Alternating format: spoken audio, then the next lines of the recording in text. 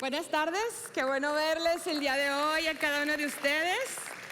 Este es un fin de semana muy feliz, yo estoy muy feliz. Cada persona que se bautizó aquí, cada bautismo cuenta una historia de gracia, una historia de fe, una historia de transformación. Y yo no sé si ustedes, pero yo no me pude contener y ahí se me salieron las de cocodrilo, ¿verdad? Ver lo que Dios está haciendo. Y me encanta que el día de hoy hayamos tenido bautizos, porque de eso se trata el tema de hoy. Se trata de la misión, se trata de la idea del corazón de Jesús para la iglesia. Estamos en el último domingo de esta serie llamada Jesús nunca dijo. Y que estamos hablando de afirmaciones que, aunque suenen como Jesús, realmente no lo son o no lo fueron. Y el día de hoy la afirmación, tal vez tú la has escuchado o alguna vez lo creíste, y es que la iglesia es para la gente de iglesia, o la iglesia es para gente religiosa. ¿Lo has escuchado? Sí. Pero sabes, ambas de estas afirmaciones son falsas. En realidad, la iglesia no existe para eso. Existe por una razón diferente. Y Jesús nos dejó muy clara la misión para la iglesia, el corazón de Jesús para la iglesia. Y el día de hoy vamos a hablar de una fuerza como de gravedad que experimentamos la iglesia, así como la fuerza de gravedad que tú y yo aprendimos en la primaria, en donde nos enseñaron que todo lo que subía tendía a bajar. Si pusieron atención, ¿verdad? Pasaron primero de primaria, ok. Y esa fuerza es verdad, ¿verdad? Los cuerpos son atraídos, son jalados hacia el centro de la tierra. Por eso tú y yo podemos caminar, estar firmes sobre la tierra y no andamos por ahí flotando. Es por la fuerza de gravedad. Sin embargo, la iglesia también experimenta o lucha con una fuerza parecida a la fuerza de gravedad. Pero lo que hace es que la iglesia la jala o tiende a voltearse y a concentrarse en ella misma.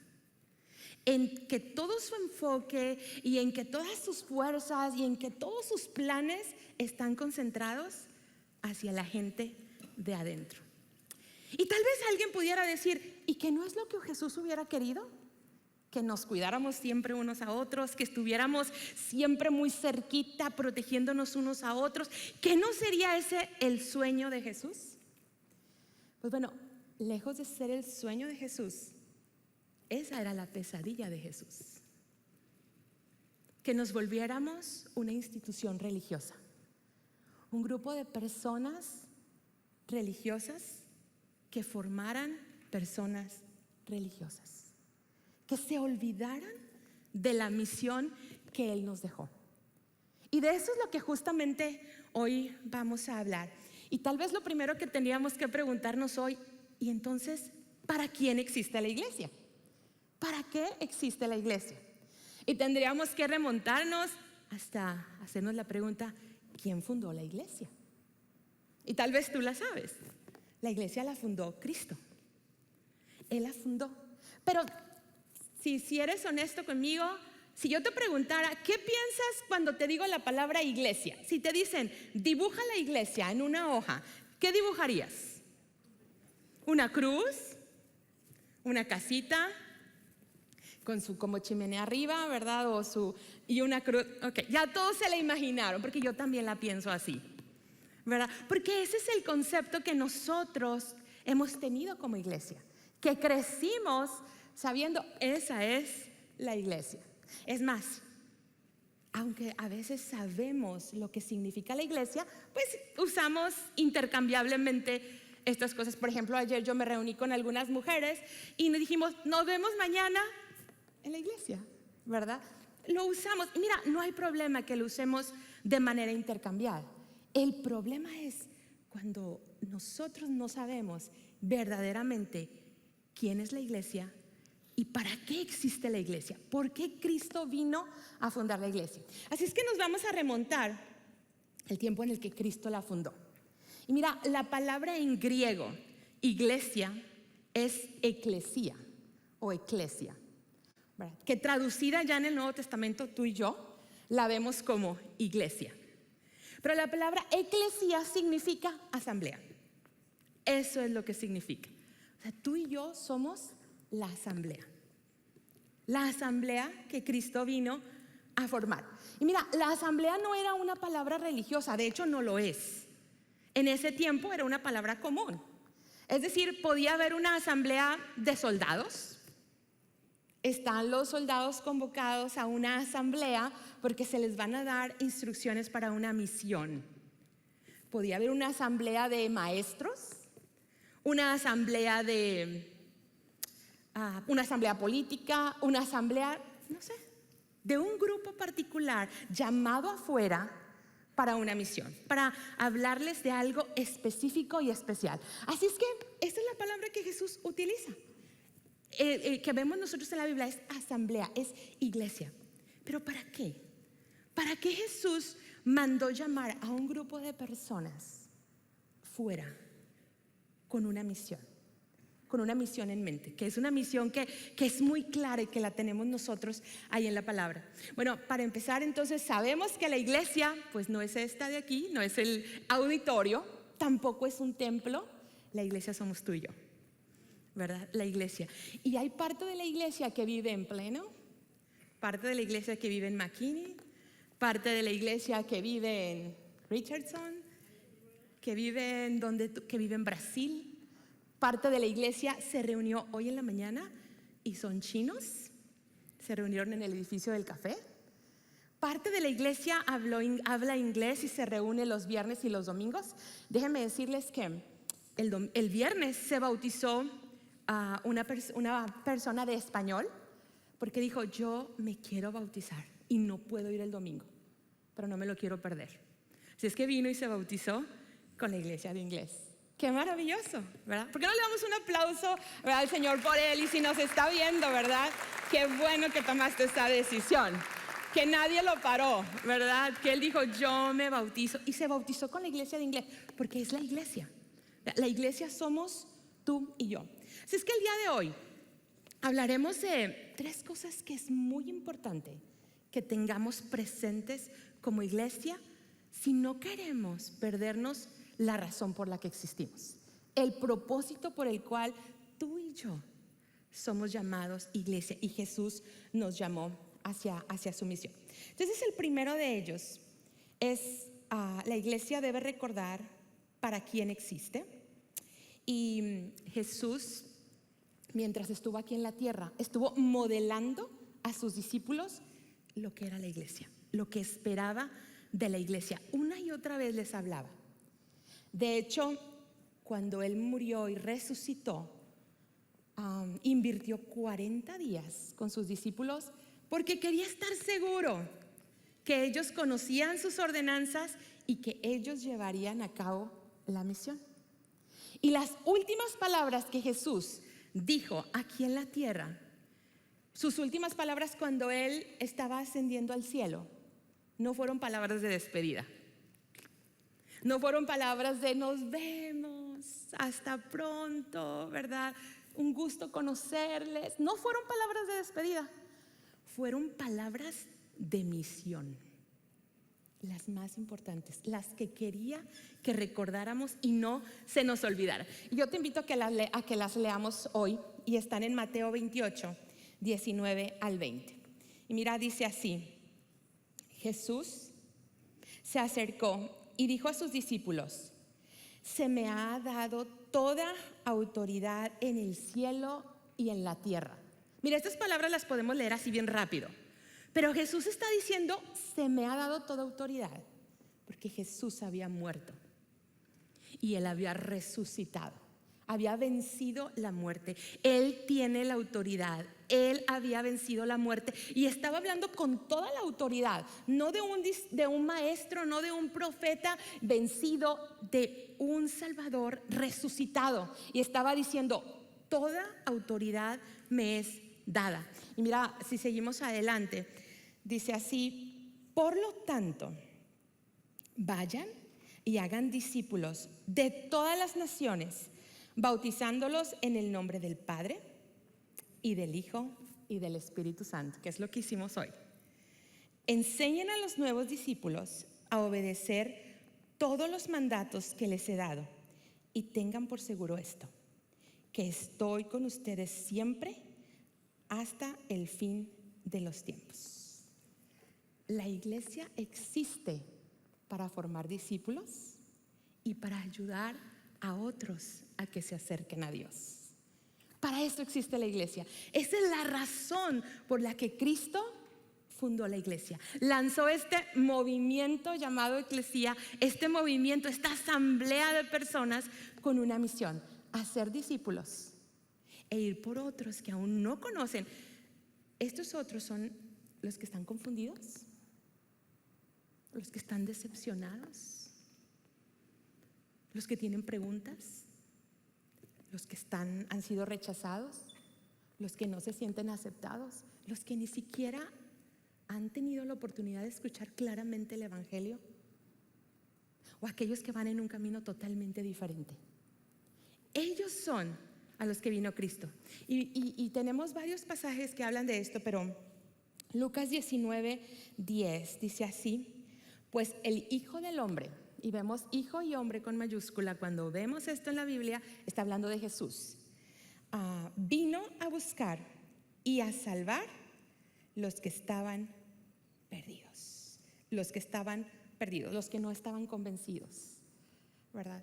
Y algo maravilloso es que una vez que Jesús nos da este mandato y que hay gente que empezó a seguirlo, no pertenecían al club de los de adentro, pertenecían al grupo de personas llamados a ir por otros. Y el siguiente versículo que quiero que leamos dice así, Juan 20:21: como el Padre me envió a mí, así yo los envío a ustedes. ¿A quiénes?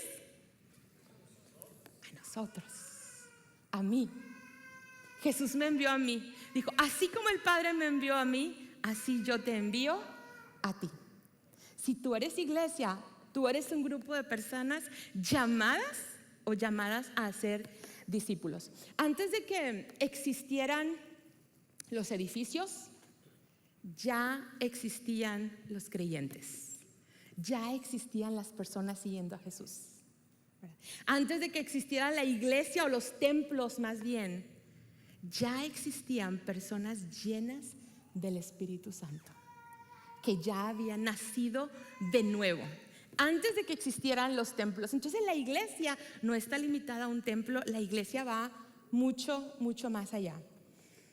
Si tú recuerdas, en esta misión, cuando Cristo, yo siempre me imaginaba a Cristo como subiendo hacia el cielo en una nube. Para mí, cuando yo estaba chiquita, era difícil orar. Y yo tenía una imagen de Jesús en mi mente, que era Jesús en las nubes. Y cuando yo estaba chiquita, quería concentrarme para orar, y yo pensaba eso. Y siempre recordaba, yo no estuve cuando Jesús se fue, y no sé si voy a estar cuando Él venga, porque Él va a venir nuevamente. Y no sé si es esta generación la que lo va a ver, pero Él va a venir, Él va a regresar por su iglesia. Y sabes, cuando yo pienso esto, cuando Jesús subía y cuando estaba ascendiendo, les estaba dejando este mandato: vayan y hagan discípulos de su ciudad, solamente, de su país, solamente, no, dice de las naciones. Imagínate que Jesús nació, vamos a suponer, en Waxahachie. Todos saben dónde está Waxahachie, ¿no? Ok, está como una hora de aquí, más o menos. Ok, depende de quién maneje, ¿verdad? Yo 1:30, Irán 1 hora. Ok, está más o menos ahí, ¿verdad? En Waxahachie. Y les digo Waxahachie porque justo quería que algunos dijeran, ¿dónde está eso? ¿Verdad? Bueno, imagínate que Jesús nació allí en Waxahachie.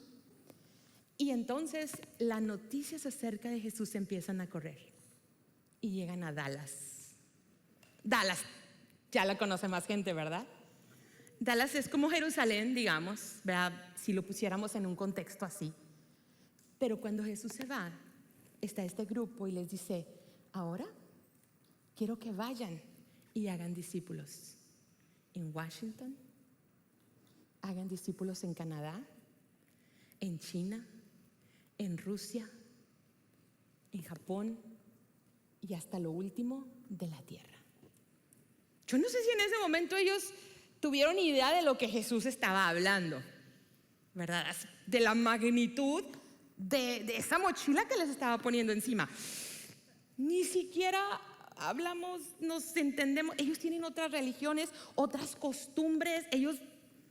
Nosotros porque te vimos, nosotros porque sabemos que la profecía hablaba de ti, porque te hemos estado esperando por muchos años. Pero los de Rusia, no. Los de Cuba, menos, no. Pero Jesús les dejó esta misión y les dijo, vayan a todo el mundo. Y sabes, los discípulos enfrentaron como fuerza de gravedad también, porque ellos por un año y más, algunos dicen que es 1 año y medio, 2 años, hasta 3 años, se quedaron en Dallas, pero en Jerusalén. Se quedaron allí. Ciertamente Jesús les había dicho que se esperaran antes de irse porque tenían que recibir la promesa. Y la promesa era el Espíritu Santo. Jesús se iba a ir, pero dice que enviaría uno como Él, que iba a estar con nosotros. Y ese es el Espíritu Santo. Pero saben, el Espíritu Santo vino sobre los discípulos, sobre la gente a los pocos días. Pero ellos como que se acomodaron un poco. ¿Sabes? Porque la gente empezó a creer. Y la noticia acerca de Jesucristo y de la salvación se empezó a correr de vecinos a vecinos. Y entonces la gente estaba tan contenta por la iglesia que se estaba formando, como que se les olvidó Él a todo el mundo. Y entonces ese es un peligro que corremos. Los discípulos, por supuesto, experimentaron eso, ¿verdad? Esa fuerza que te dice, ay, yo quiero aquí a lo conocido, me encanta mi iglesia, me encanta mi ambiente. Hey, pero no te llamé a eso, te llamé a ir al mundo. Claro que ir al mundo implicaba sacrificar su confort, su zona de confort, tal vez sus recursos, tal vez tantas cosas. Vencer su temor, porque claro, les daba miedo posiblemente. Pero saben, algo sucedió, y es que empezó la persecución de los cristianos en Jerusalén. Y la Biblia nos dice que fueron dispersados a otras ciudades. Yo creo que Dios les dio un empujoncito, ¿verdad? Les dio una ayudadita para que fueran. Pero algo maravilloso sucedió. Mientras ellos estaban huyendo y estaban corriendo y estaban yéndose a otras ciudades, algo pasaba. Empezaban a compartir la noticia de Jesús. Empezaban a hablar con otros acerca de ese hombre, acerca de aquel que las profecías hablaban. Decían, mira, yo lo vi con mis ojos, lo que Él hizo, las palabras que decía, la salvación. Él transformó mi vida, Él transformó la vida de mi familia. Es decir, algo parecido a lo que tú escuchaste en los bautizos. Porque Jesús sigue obrando, porque Jesús es el mismo ayer, hoy y siempre. Jesús seguía ahí. La gente seguía hablando acerca de Él. Pero ¿sabe? Algo pasó. Y es que se dieron cuenta que la misma iglesia, que los mismos creyentes empezaron a poner barreras. Y esto a nosotros nos lleva al punto número 2. Empezaron a poner barreras que hicieron o que estorbaron a que la gente llegara a Jesús. Quiero leerte Hechos capítulo 15, y son varios versículos. Yo te voy a pedir que tú los sigas, nos lo van a poner también allí en las pantallas. Mira lo que dice: por aquel tiempo, algunos que habían ido de Judea a Antioquía comenzaron a enseñar a los hermanos que no podían salvarse si no se sometían al rito de la circuncisión conforme a la práctica establecida por Moisés. Pablo y Bernabé tuvieron una fuerte discusión con ellos, y por fin Pablo, Bernabé y algunos otros fueron nombrados para ir a Jerusalén a tratar este asunto con los apóstoles y ancianos de la iglesia de aquella ciudad. Enviados pues por los de la iglesia de Antioquía, al pasar por regiones de Fenicia y Samaria, Contaron cómo los no judíos habían dejado sus antiguas creencias para seguir a Dios, y todos los hermanos se alegraron mucho con estas noticias. Cuando Pablo y Bernabé llegaron a Jerusalén, fueron recibidos por la iglesia y por los apóstoles y ancianos, y contaron todo lo que Dios había hecho con ellos. Pero algunos fariseos que habían creído se levantaron y dijeron: es necesario circuncidar a los creyentes que no son judíos y mandarles que cumplan la ley de Moisés. Se reunieron entonces los apóstoles y los ancianos para estudiar este asunto. Después de mucho discutir, Pedro se levantó y les dijo: hermanos, ustedes saben que hace tiempo Dios me escogió de entre ustedes para anunciar la buena noticia de los judíos, para que ellos crean. A los no judíos, para que ellos crean. Y Dios, que conoce los corazones, mostró que los aceptaba, pues les dio el Espíritu Santo a ellos, lo mismo que a nosotros. Dios no ha hecho ninguna diferencia entre ellos y nosotros, pues también ha purificado sus corazones por medio de la fe. Ahora pues, ¿por qué desafían ustedes a Dios imponiendo sobre estos creyentes una carga que ni nosotros ni nuestros antepasados hemos podido llevar? Al contrario, nosotros creemos que somos salvados gratuitamente por la bondad del Señor Jesús, lo mismo que ellos. Ya habían pasado algunos años para este tiempo, a este pasaje, pero te das cuenta que parece que se estaban desviando de la misión. Estaban poniendo como esas barreras, esos requisitos, esas reglas internas que estaban impidiendo que la gente volviera a Dios. Y parecían justas y estaban en la ley. Sin embargo, estaban haciendo que la gente no volviera. Le estaban haciendo difícil a la gente que volviera a Dios, que llegara a Dios. Y sabes, este es un principio que es importante que como iglesia nosotros lo tengamos presente, porque muchas veces es muy fácil para nosotros empezar a poner barreras, levantar barreras que impiden que otros lleguen a Dios. Y eso es algo que tenemos que tener presente, y ese es el punto. La iglesia debe remover barreras innecesarias. Tal vez tú tienes la experiencia de que alguien te puso una barrera antes de aceptar a Cristo, y yo veo varias cabezas que dicen que sí, pero tal vez nosotros mismos hemos puesto barreras para que otros lleguen a Cristo. La iglesia no existe para nosotros. La iglesia existe para Jesús. Es la iglesia de Jesús. Y cuando nosotros empezamos a poner barreras es porque estamos olvidando a Jesús y estamos dejando de poner los ojos en Jesús y estamos poniendo los ojos en nosotros mismos, en lo que me gusta a mí, en cómo yo creo que la gente debe de ser, en cómo la gente debería comportarse, en cómo la gente antes de venir a Dios tendría que hacer. Y entonces empezamos a poner todo este tipo de barreras, ¿verdad? Y tienes que hacer esto, y tienes que vestirte así, y tienes que comportarte así, y tienes que parecerse a nosotros, y tienes que... Pero nosotros, eso no es lo que nosotros vemos que Cristo nos deja en su misión. Tenemos que preguntarnos: ¿he estado yo, tal vez por mi pasado, tal vez por lo que me enseñaron, tal vez por religión, tal vez poniendo barreras que impiden que otros vengan a Dios? Tenemos que ser muy honestos y tenemos que hacernos esta pregunta. El último punto, que es el tercero, es: la iglesia debe reflejar a Cristo. Debe reflejar el amor de Jesús. Pero no solamente el amor, pero yo quiero detenerme aquí. Debe reflejar el amor. ¿Sabes? Cuando Jesucristo les dio esa despedida, pero que fue una despedida de misión, les dijo que bautizaran a la gente, hicieran discípulos, y dice que les enseñaran todas las cosas que Él había ordenado. los mandamientos, las enseñanzas de Jesús. Pero en la cima, arriba de la lista de esos mandamientos, hay uno muy importante. Y Él dijo, este nuevo mandamiento les doy: amen a los demás de la misma manera en la que yo los he amado.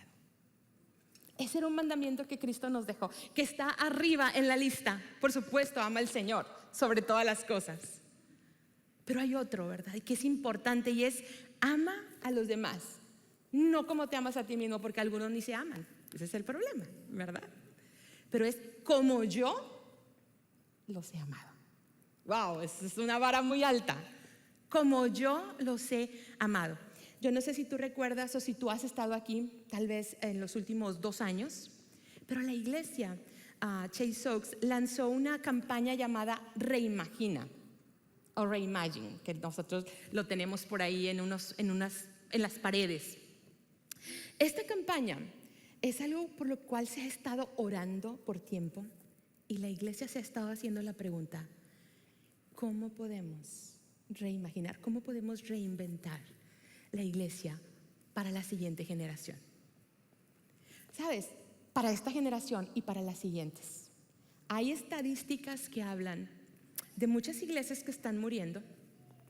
Algunas dicen que son las iglesias de cabeza blanca. Y yo decía, ¿por qué dicen las iglesias en donde ya hay solamente gente grande? ¿Verdad? Algunos no la tenemos blanca porque nos pintamos el pelo, ¿verdad? Pero es decir, es una iglesia que está perdiendo a esta generación.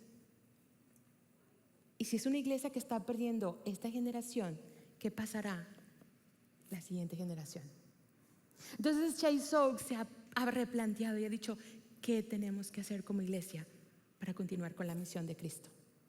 Para no enfocarnos en nosotros, para llegar a aquellos que se están haciendo preguntas, para llegar a aquellos que están desviados, para llegar a ser esa iglesia donde alguien pudiera decir: creo que aquí puedo hacer preguntas y va a estar bien.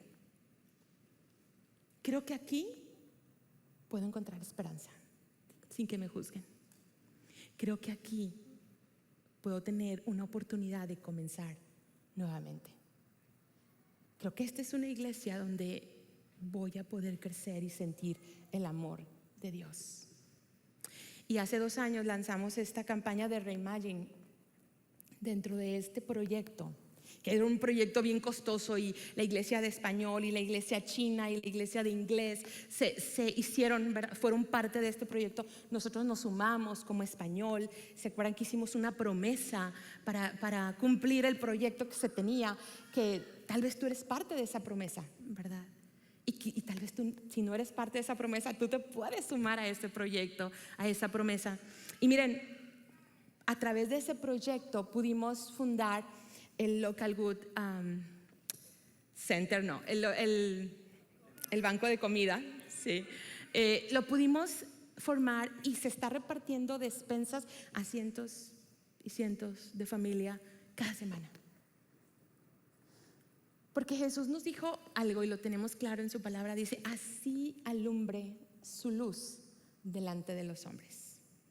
Procuren ustedes que su luz brille delante de la gente. Dice así este versículo. ¿Para qué? Para que, viendo el bien que ustedes hacen, todos alaben a su Padre que está en los cielos. Dice: procuren hacer el bien. Y por eso ese proyecto se llama Here for Good. Hacemos el bien, estamos aquí para hacer el bien. Dentro de ese proyecto también se extendió parte del Local Good Center. Dentro de ese proyecto se hizo la cafetería, y alguien dijo: ¿y una cafetería para qué? ¿Sabes? Este edificio era yo no sé si tú has escuchado este concepto, un elefante blanco, que se utilizaba los domingos y se mantenía con el clima toda la semana. Pero dijimos: vamos a hacer algo, un paso, vamos a extender para que la comunidad pueda sentir que nos acercamos un poco a ellos. A mí me ha encantado ver cómo hay gente de todas las religiones, de todas las razas, y vienen a tomar café. Pero ¿sabes qué más me ha encantado? Tener el testimonio de que hay gente que dijo: nunca me hubiera acercado aquí, pero de ahí ya se acercaron acá. Porque dijeron, a ver, ¿por qué hiciste algo por la comunidad? ¿Por qué estás haciendo algo para la comunidad? Y algo maravilloso que te quiero compartir de Reimagine es que hacia el norte de la ciudad, ahí pues la población está creciendo. Y la iglesia estuvo orando y nos decía, oren porque queremos poner Chase Oaks al norte de la ciudad. Y la iglesia estuvo orando y déjame decirte que algo maravilloso sucedió. Parte de la campaña Reimagine es juntar los fondos para abrir un auditorio al norte de la ciudad. Y algo sucedió, y es que el grupo que está a cargo de Reimagine hablaron con las autoridades de la ciudad de Melissa. No sé si tenemos gente de Melissa por aquí o gente que es vecina de Melissa, pero la ciudad de Melissa. Y les dijeron, tenemos este proyecto, queremos poner Chase Oaks allí. Pero no va a ser un templo que va a ser usado para nosotros, como usualmente conocemos la iglesia. Va a ser un auditorio. Y el auditorio vamos a poner cosas para la comunidad, como lo que tenemos aquí, el pickleball, como la cafetería, como lugares donde las familias puedan venir. Y ese auditorio lo va a poder usar la ciudad para los eventos de la ciudad. Tal vez algunos dijeron, ¿cómo? ¿O es iglesia o no es iglesia? Tú y yo sabemos ya, ese es un edificio que la iglesia va a usar los domingos o que la iglesia va a usar cuando tenga actividades. Y mira, algo maravilloso pasó. Y es que la junta de la ciudad de Melissa dijo, bueno, queremos decirles que nosotros tenemos un lugar, un terreno grande que no lo hemos usado para nadie, porque estábamos esperando un proyecto como el de ustedes. ¿Te alegra esto? A mí me alegra muchísimo, ¿verdad? Me alegra mucho. Y en el mes de agosto, si no estoy mal, se firma este proyecto. Es que pronto habrá un grupo de personas en Melissa alcanzando a las personas del norte, ¿verdad? A las personas que viven allá. Esa es la iglesia. Tenemos que pensar en la siguiente generación. Algo que yo amo de Chase Oaks es que Chase Oaks invierte en la siguiente generación. Cada vez que veo a los jóvenes y gritan y son los que están bien animados, a mí me encanta escucharlos, ¿saben? Porque ahí están los siguientes pastores, ahí están los misioneros, ahí están los maestros, ahí están los líderes. Muchos de ellos ya lo son, ya están liderando. Ahí está la iglesia, ahí está la iglesia de hoy, ahí está la iglesia del mañana. Sabes, cuando yo veía a mis hijos de chiquitos, yo les decía, cada uno de ustedes tiene un propósito especial a los ojos de Dios.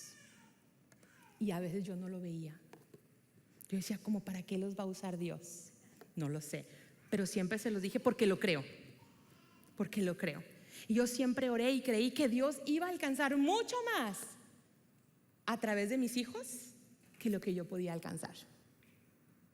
Y es verdad, es verdad. Nuestros hijos tenemos que formarlos porque ellos son la iglesia.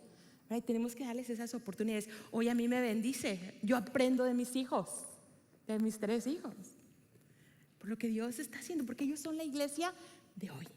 Y ellos están alcanzando a unos que yo no alcanzaría. ¿Qué vamos a escuchar a esta señora hablar? Pero ¿qué tal a ellos? ¿Verdad? Que les hablan como cualquier otro muchacho, como cualquier otro chavo, diríamos nosotros, ¿verdad? Entonces tus hijos o cualquier otro chamo, como dirían otros por ahí, ¿verdad? Entonces, esa es la iglesia. Yo no sé si a ti te emociona cuando piensas eso, pero es importante que nosotros también reimaginemos la iglesia y que le digamos al Señor, no permitas que barreras, que la tradición, que nada de las cosas, es que ya a mí me encantaba como se hacía antes, es que no entiendo por qué están cambiando las cosas, es porque queremos seguir enfocados en la misión. Y lo último que quiero dejar hoy en tu corazón es el punto 3.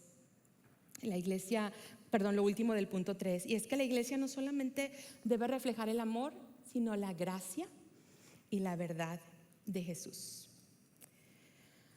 Jesús nunca sacrificó la verdad para ser amoroso, pero tampoco sacrificó la gracia para tener la razón.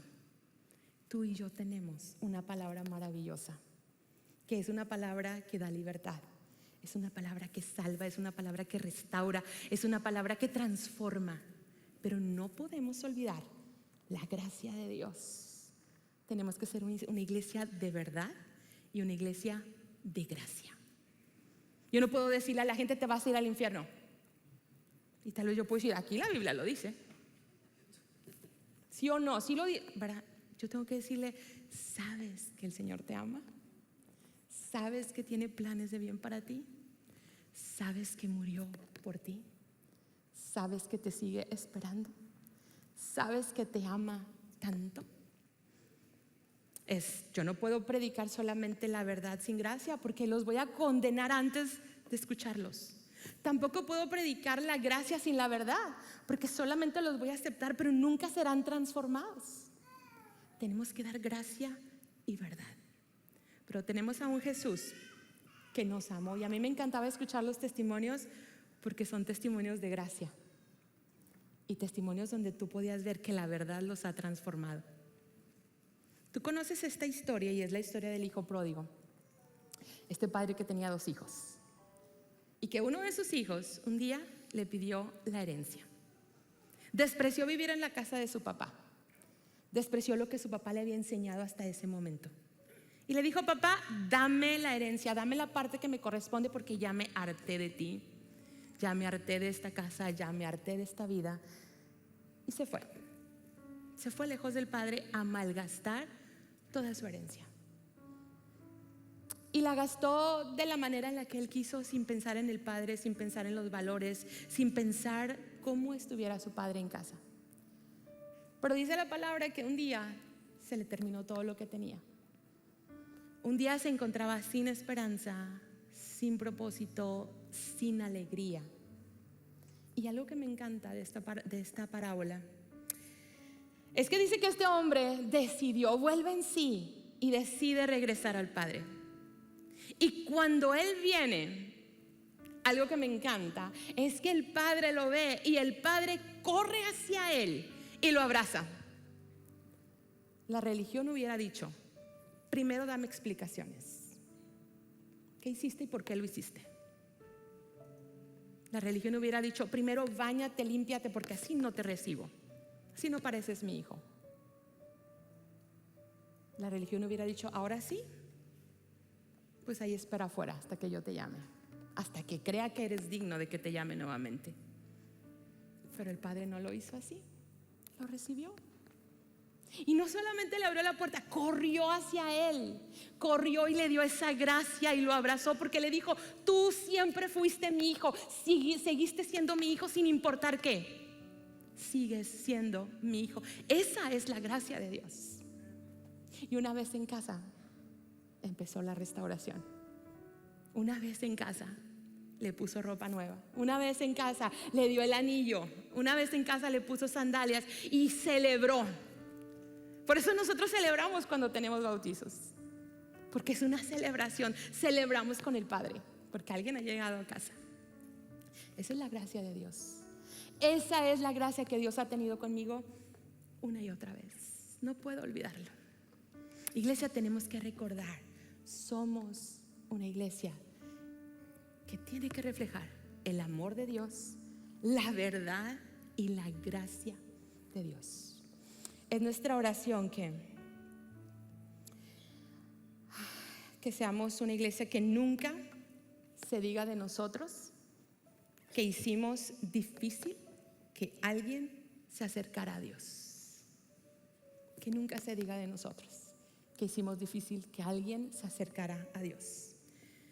Que se diga de nosotros que abrimos camino, que removimos barreras, que amamos con gracia, que hablamos con verdad, que seamos una iglesia que refleja el corazón irresistible de Jesús. ¿Dices amén?